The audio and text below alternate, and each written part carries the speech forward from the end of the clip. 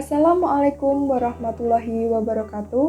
Perkenalkan, kami dari kelompok 8 akan mengajak teman-teman untuk mengetahui pendidikan dan sistem pendidikan di negara Jerman. Sebelumnya, perkenalkan anggota dari kelompok kami. Yang pertama adalah Afif Yolanda Putri, nomor absen 11, NIM 1262102010025. Yang kedua, Dwi Erna Puspitasari, nomor absen 16, NIM 1262102002062. Yang ketiga, Elisa binti Lailatul Maulidah, nomor absen 19, NIM 1262102002065. Dan yang terakhir adalah Madina Nurrohmah, nomor absen 32, NIM 1262102002080. Langsung saja kita simak video penjelasan dari kelompok 8. Nama saya Elisa binti Lailatul Maulidah dengan NIM 1262102020065 akan menjelaskan sejarah singkat pendidikan di Jerman. Berdasarkan sejarah pendidikan di Jerman, berasal dari dua sumber, yaitu gereja dan negara. Awal abad pertengahan, gereja selalu terlibat dalam pendidikan. Akan tetapi, sejak akhir abad ke-17, pendidikan resmi menjadi tanggung jawab negara. Semenjak itu pula, pengaruh gereja secara umum mulai berkurang. Selanjutnya, sistem pendidikan. A. Politik dan tujuan pendidikan. Dengan sejarah kelam yang bertumpu pada pengalaman kekalahan dalam dua perang dunia dan hancurnya negara Jerman, masyarakat Jerman mulai membangun sistem pendidikan yang terbebas dari potensi membuat kesalahan serupa, yaitu dengan memisahkan kekuasaan, termasuk dalam bidang pendidikan, agar tidak bertumpu pada satu lembaga atau satu orang saja. Saat ini, wajib belajar berlangsung mulai usia 6 tahun sampai 18 tahun. Jadi selama 12 tahun sampai 13 tahun. B. Struktur dan jenis pendidikan. Pendidikan dasar, menengah, serta pendidikan tinggi. Kindergarten atau taman kanak-kanak dimulai dari umur 3 sampai 6 tahun. Pendidikan ini dinamakan Vorschulske Einrichtungen, yang berarti persiapan sebelum pendidikan. Setelah kindergarten dimulai, pendidikan dasar pada usia 7 tahun sampai dengan 10 tahun. Pendidikan ini dinamakan Grundschule, yang berarti sekolah dasar. Dari Grundschule, seseorang mempunyai 4 pilihan untuk melanjutkan sekolah. Pilihan tersebut yakni Hauptschule kelas 5 sampai 9, Realschule kelas 5 sampai 10, Gesamtschule kelas 5 sampai 13, dan yang terakhir Gymnasium kelas 5 sampai 13. Untuk memasuki Hauptschule, Realschule, dan Gymnasium, seseorang harus melalui Orientierungsstufe atau tahap orientasi. Hauptschule dan Realschule lebih ditekankan kepada anak yang ingin langsung kerja bila telah menyelesaikan sekolah. Tentu saja, setelah melalui pendidikan di Berufsfachschule atau Fachoberschule, bagi yang ingin melanjutkan ke universitas, jalan tercepat adalah melalui gimnasium. Sebelum memasuki kuliah, para pria di Jerman diwajibkan untuk memasuki wajib militer. Bila seseorang dengan alasan kesehatan tidak dapat mengikuti wajib militer, maka sebagai gantinya ia harus menjalani Zivildienst atau lebih dikenal dengan Zivis. Zivis ini bekerja di rumah sakit, badan sosial, ataupun badan pendidikan dari pemerintah. Sekian dari saya, materi selanjutnya akan disampaikan oleh Mbak Mahdina. Terima kasih Mbak Elisa. Saya Madina Nurrohmah NIM 1262102020080 akan melanjutkan penjelasan mengenai sistem pendidikan di negara Jerman. C. Manajemen pendidikan. Pendanaan pendidikan dibebankan kepada anggaran belanja negara bagian dan partisipasi masyarakat lokal. Pembagiannya meliputi pendanaan biaya personil yang dibebankan kepada negara bagian dan infrastruktur yang melibatkan partisipasi masyarakat. Dalam hal ini, pemerintahan federal utamanya bertanggung jawab atas pendanaan perluasan institusi pendidikan tinggi, sarana yang dibutuhkan dalam proses pendidikan, dan kegiatan penelitian. D. Kurikulum pendidikan. Secara umum, kurikulum pendidikan di negara Jerman dapat diformulasikan sebagai berikut. Yang pertama adalah tujuan umum kurikulum ditentukan oleh peraturan sekolah atau sering dinyatakan pada mukadimah suatu keputusan, sedangkan tujuan khusus diterbitkan dalam kaitannya dengan pedoman kurikulum. Yang kedua adalah silabus. Rekomendasi metode mengajar dan model rencana pelajaran diputuskan oleh Kementerian Negara.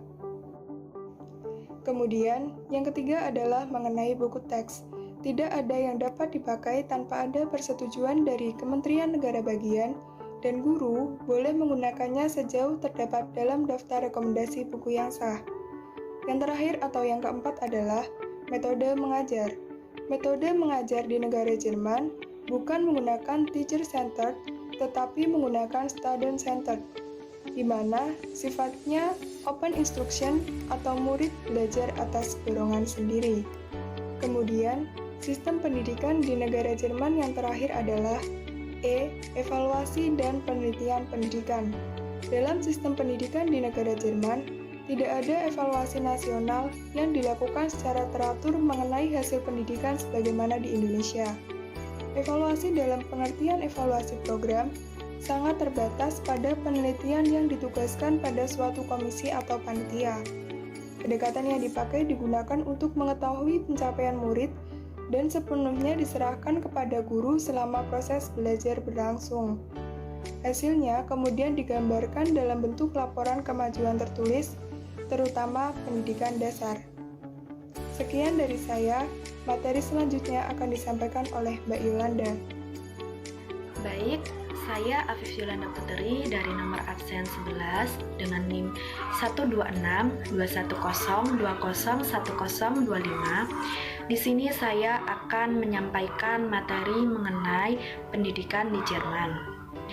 Pendidikan di Jerman, jika dilihat dari varian institusinya, terdiri dari institusi pendidikan negeri yang disubsidi penuh oleh pemerintah negara bagian dan pendidikan swasta dan institusi pendidikan swasta.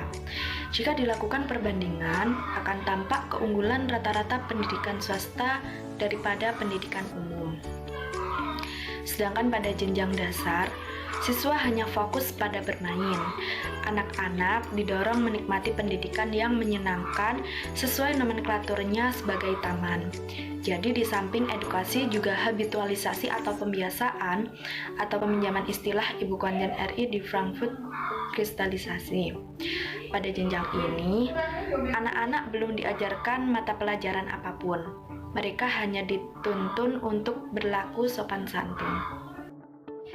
Hampir semua institusi pendidikan tidak mengajarkan mata pelajaran agama, tetapi mengajarkan pendidikan etika yang berbasis pada nilai-nilai kemanusiaan secara universal. Belakangan ini muncul kebijakan lokal di negara bagian Hessen yang mengajarkan mata pelajaran agama. Sebelumnya, pendidikan agama diserahkan sepenuhnya kepada orang tua atau wali masing-masing untuk diajarkan di rumah. Kebijakan ini sejurus dengan sistem sekularisme yang dianut di Jerman, bahwa agama adalah urusan pribadi masing-masing warga negara. Negara tidak ikut terlibat dalam urusan yang berkenaan dengan agama. Setiap orang bebas melakukan apapun yang dianggap baik sepanjang tidak melanggar hukum negara sesuai dengan asas Rechtsstaat atau negara hukum yang dianut oleh negara Jerman tersebut. ujian negara ataupun juga diterapkan di Jerman, dan yang diujikan hanya fokus pada 4 mata pelajaran, yaitu mata pelajaran bahasa Jerman, matematika, fisika, dan 2 mata pelajaran yang bisa dipilih, yaitu bahasa Spanyol dan bahasa Perancis. Baik, saya kira hanya itu yang dapat saya sampaikan. Materi selanjutnya akan disampaikan oleh rekan saya. Kepadanya saya persilahkan. Terima kasih Mbak Yolanda. Sebelumnya, perkenalkan saya Dwi Irna Puspitasari, NIM 126-210-2020-62. Akan menjelaskan bagian terakhir, yaitu perbedaan pendidikan antara Jerman dengan Indonesia. Di sini terdapat 5 bidang yang menjadi perbedaan antara dua negara tersebut. Yang pertama, alur pendidikan. Siswa sekolah dasar di Jerman hanya menempuh waktu selama 4 tahun, sedangkan di Indonesia selama 6 tahun. Dan semua siswa di sana mendapatkan pelajaran yang sama. Selain itu, di Jerman tidak ada ujian nasional. Nilai akhir siswa ditentukan oleh prestasi selama mengikuti pelajaran. Yang kedua, mengenai biaya. Di Indonesia, biaya sekolah sejak sekolah dasar hingga SMA mungkin gratis. Bahkan, siswa yang dirasa kurang mampu dalam segi ekonomi bisa menamatkan pendidikannya di SMA. Sedangkan di Jerman, biaya sekolah gratis berlaku sejak sekolah dasar hingga perguruan tinggi. Perbedaan ini semakin kentara jika kita lihat dari biaya kuliahnya. Kemudian, bidang yang ketiga yaitu tujuan pendidikan. Dalam pendidikan di Indonesia, siswa dididik mulai dari moral, etika, agama, serta penerapannya dalam sehari-hari. Ketiga hal tersebut mendapatkan pengajaran yang cukup besar. Siswa diajarkan bagaimana cara sopan santun terhadap guru dan lainnya, agama pun juga begitu. Selain itu, siswa juga mendapatkan bimbingan langsung dari orang tua maupun guru. Berbeda dengan pembelajaran di Jerman, di sana lebih mengutamakan kepada kemandirian. Pendidikan di sana menuntut kepada tiap individu untuk mampu berpikir kreatif, logis, dan mampu bertanggung jawab. Itu sebabnya mengapa anak di Jerman diberikan kebebasan untuk mengembangkan dirinya dan tidak serta-merta dibimbing oleh orang tua dan guru. Bidang yang keempat yaitu istilah sekolah unggulan. Jika Anda ingin tahu, istilah tersebut tidak ada di Jerman, karena kualitas tiap sekolah disamakan, mulai dari fasilitas, guru, dan kemampuan siswanya. Hal ini sudah terjadi selama bertahun-tahun, sedangkan di Indonesia, kita bisa lihat sendiri. Pada tahun 2019, telah dimulai usaha meratakan kualitas sekolah. Hal ini dimulai dengan adanya sistem zonasi pada penerimaan siswa baru di SMP maupun SMA. Sedangkan yang kelima yaitu wajib belajar. Tiap negara memiliki aturannya masing-masing, waktu berapa lama belajar. Di sini, Indonesia dan Jerman sama-sama menerapkan wajib belajar selama 9 tahun. Ketika selesai menempuh wajib belajar, siswa Indonesia kebanyakan melanjutkan ke jenjang lebih tinggi seperti SMA dan SMK. Hal itu berbeda dengan Jerman. Setelah wajib belajar dalam usia kurang lebih 15 tahun, kebanyakan dari mereka lebih memilih magang selama 3 tahun. Bukan hanya mendapatkan pengalaman kerja saja, siswa juga sudah mampu mendapatkan gaji selama menjalani magang tersebut. Sekian dari saya. Mari kita simak video berikut ini.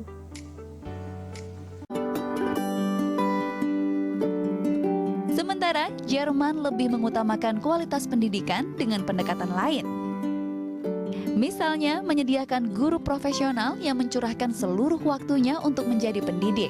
sehingga bisa membantu peserta didik berkembang optimal. Pemerintah Jerman juga mengharuskan setiap sekolah menyediakan fasilitas lengkap, termasuk ruang bermain yang memadai, ruang kerja guru yang nyaman, laboratorium, serta perpustakaan yang lengkap. Melalui sistem pendidikan seperti ini, sekolah-sekolah di Jerman mampu mencetak lulusan yang beretos kerja tinggi, peduli mutu, dan gemar belajar. Melalui sistem pendidikan seperti ini, sekolah-sekolah di Jerman mampu mencetak lulusan yang beretos kerja tinggi, peduli mutu, dan gemar belajar.